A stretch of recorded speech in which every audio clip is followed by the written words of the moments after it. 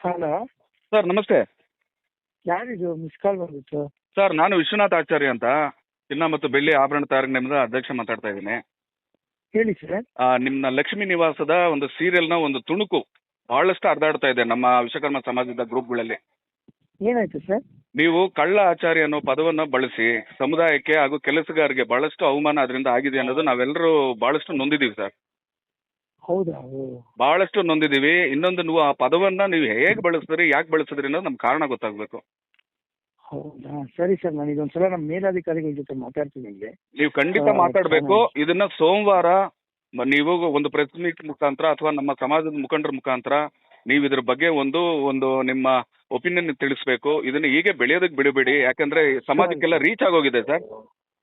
ಓ ಸರಿ ಸರ್, ಸರಿ ಸರ್. ಯಾಕಂದ್ರೆ ಒಂದು ಆಚಾರ್ಯ ಅನ್ನೋದು ಒಂದು ಸಮುದಾಯ, ಆ ಸಮುದಾಯವನ್ನ ನೀವು ಕಳ್ಳರು ಅನ್ನೋದು ಯಾವ ರೀತಿ ಹೇಳ್ತೀರಿ ಅನ್ನೋದು ನನ್ನ ಪ್ರಶ್ನೆ ಸರ್.